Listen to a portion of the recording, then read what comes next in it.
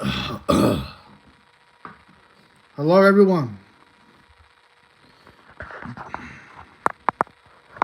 Sorry for the delay, guys. I had you know when you get that feeling when your throat just decides to burn up out of nowhere, and you got to run and get some water or something, a cold drink, try and settle it down. Well, that just happened to me. Very frustrating. Throat's still burning, to be honest. Oh man.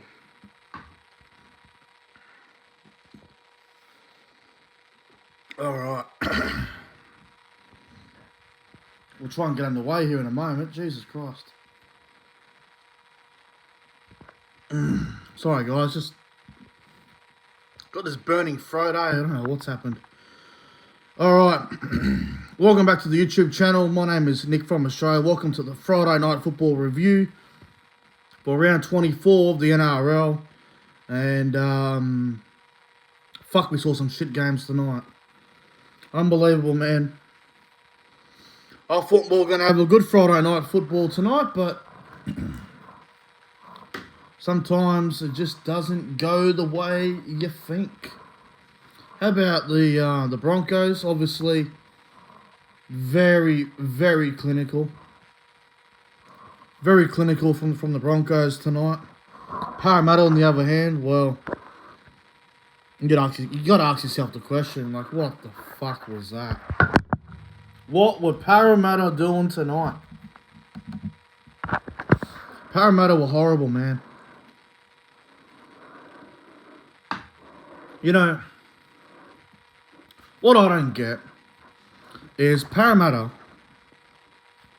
playing for this season. They go up to the Gabba, up against the Broncos, and they get absolutely annihilated like that. I just thought that was really poor from Parramatta. I expected a bit of fight.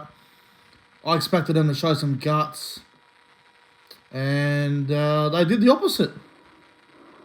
Parramatta did the opposite. Yeah, pretty shit Friday night football. The games were not great. Who we got here in the chat? We got Denzio, we got Cody Games PlayStation, we got Alan, Viking King, Stephanie, Mel, Jeffrey, Luke Melbourne Storm fan, Bosky. Hope you guys are all doing well. Hello to Harley as well. Good win for the Sharks as well. 36-6 over the Titans. Broncos 54-10 over the Eels. Unbelievable.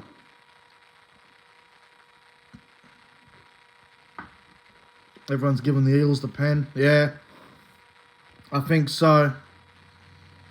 I think after tonight they're gone, man. I mean, Mitchell Moses got injured right on half-time.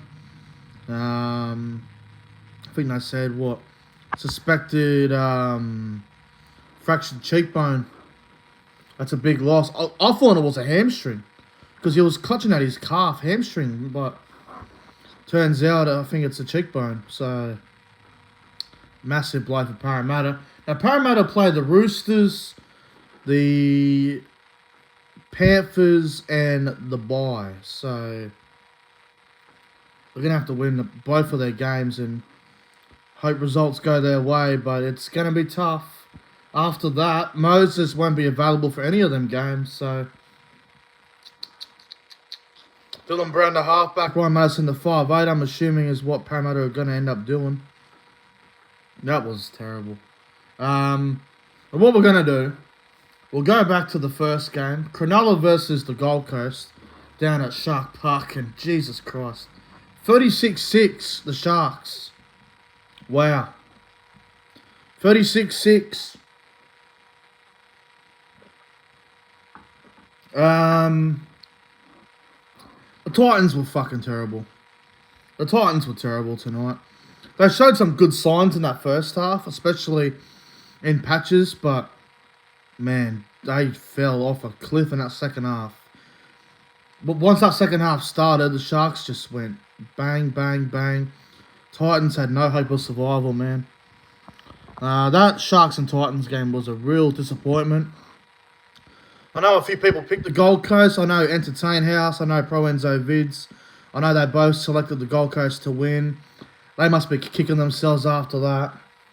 I don't blame them, really, because, you know, there's a lot of people out there that are trying to win tipping comps.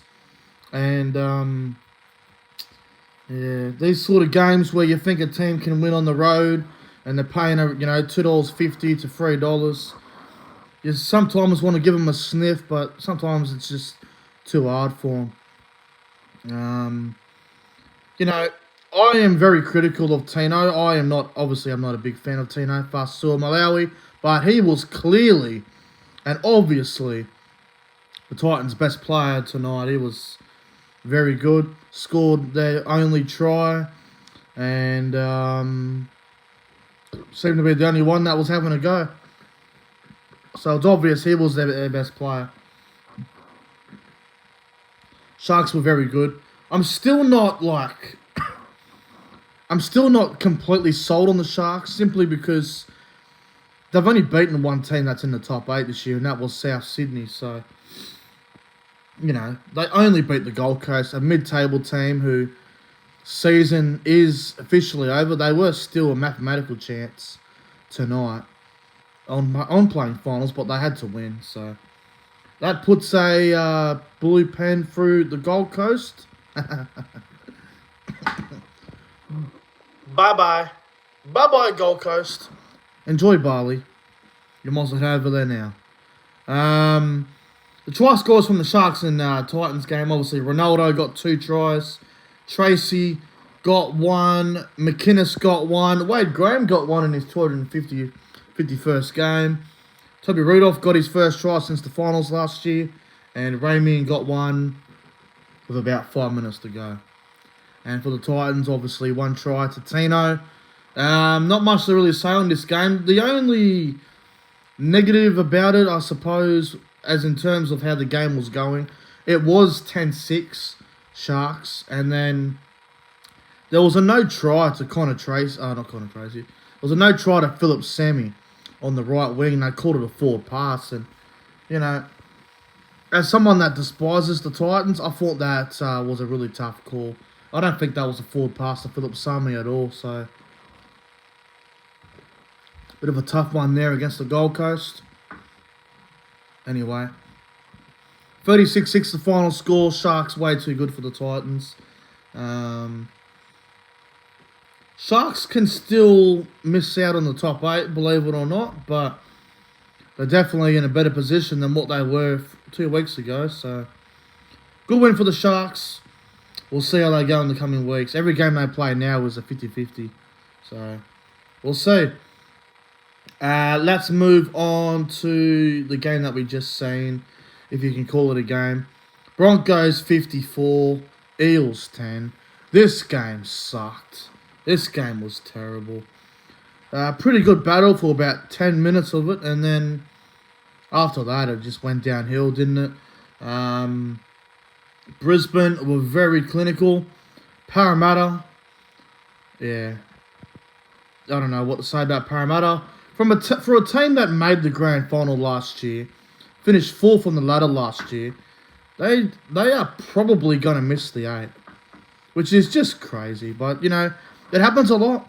Teams that make the grand final and lose the following year, there is a drop-off here and there. I mean, it's happened to a few sides over the years, so sometimes that's just how it goes. I thought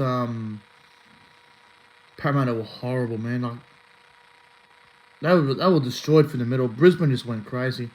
Haas, Carrigan, Flegler, they all went straight through the middle. Ricky Capewell were very good. Peter Cora doing his thing. Billy Walters, a dummy half, had his best game in forever, it seemed like. As a man, Herbie Farnworth was a handful all night. He's probably the player of the game for me, Herbie Farnworth. He was outstanding. Reece Walsh doing his thing. Had a few errors in that tonight, but they were just playing with Parramatta towards the end. They didn't really care. They wanted to get to 50, and they did. At half-time, it was... what was the half-time score? Was it 24-0? Yeah, I think it was 24-0 at half-time. It was 30-0. I think it was 24-0.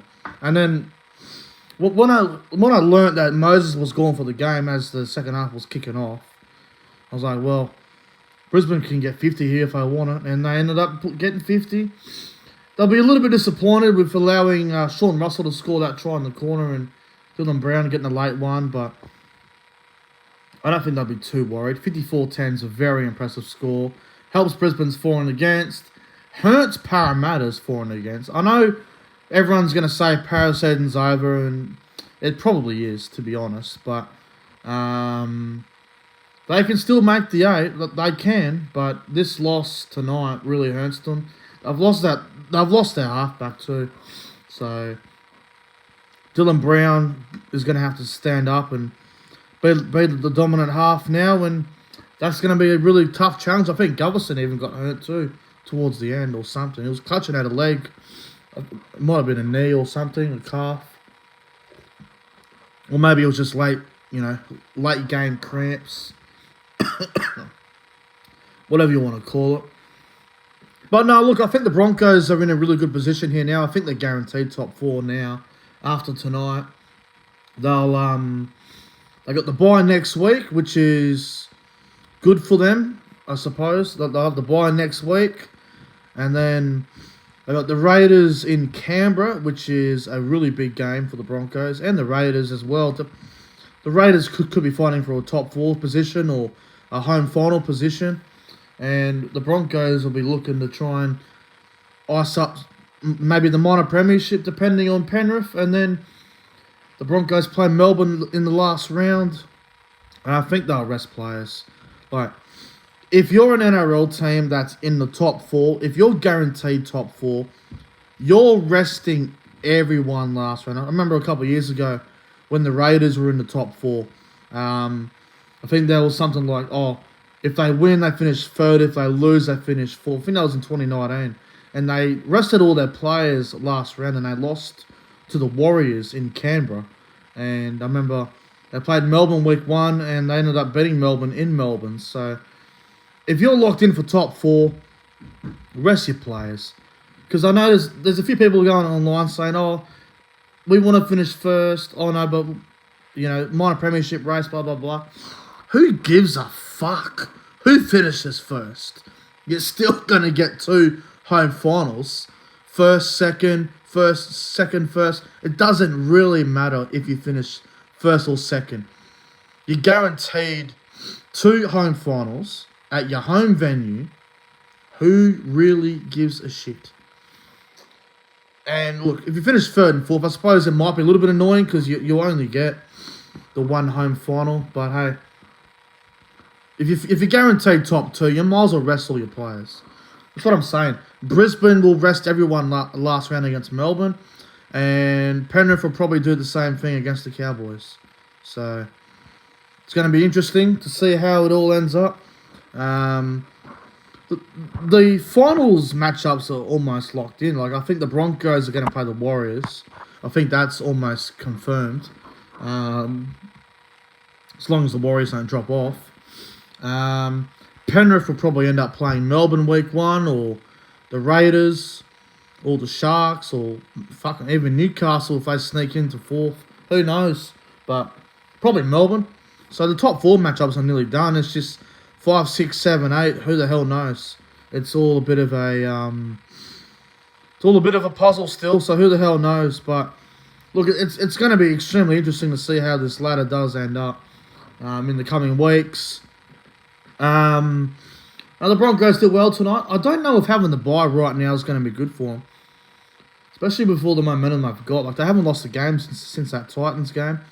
But hey, with the form that they're in and the way they're going, they don't want to lose games. They're just playing too good at the moment. So good on the Broncos. Parramatta, well, they're alive, but they're probably gone after that. Like, that's just pain for them.